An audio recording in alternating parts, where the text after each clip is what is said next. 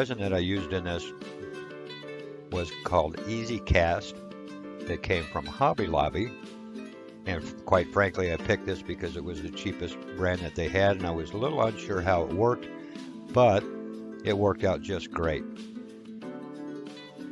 Now the first pictures are directly after the pour took place, and everything looks good. And what I did add to these was, believe it or not, I tried something a little different, and I added glow-in-the-dark acrylic paint, which did not work. It does not glow, so don't bother to waste your time doing that.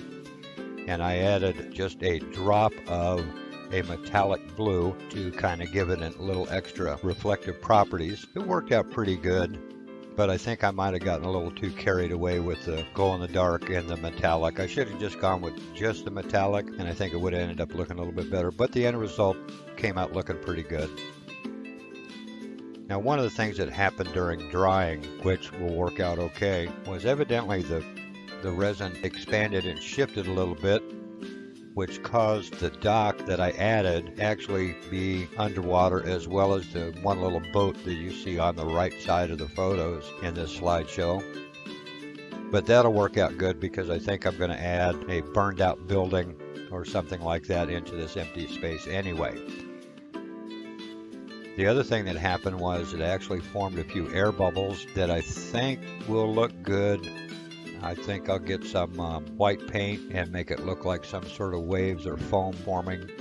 And then the other weird thing that happened, I actually took this outside to dry in the sun for a little while, and a leaf managed to drop in off of one of the trees, which will end up looking like a root that is buried under the water.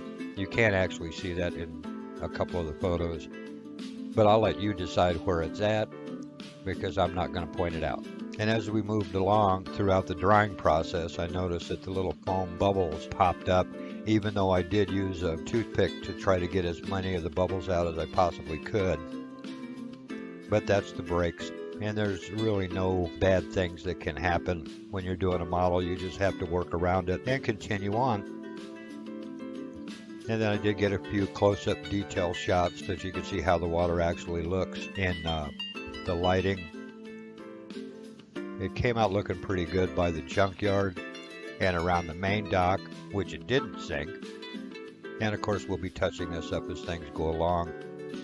The boat that's next to the main dock sits up just a little bit higher than I would have liked. However, it did come out looking pretty good on the water and with the outboard in and under the water in the rear of the boat. So I'll be doing some minor touch-ups here and there. Some of the resin did get up on the grassy areas, and that's not an issue. And I will be going along, and you know, as these dioramas go along, they continually change as to what you're going to add and what you could take away from it. And I think I'll be adding a few items here and there to help with the overall effect and the way that the water ends up looking in the very end of the model itself. So I hope you enjoyed this short slideshow presentation, and then we'll be continuing on with the construction of this diorama, and there will be a few more videos to follow.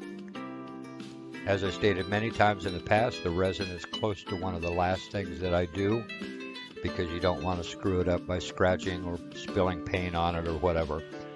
There will be a few more videos to follow, but likely not that many. Thanks for watching.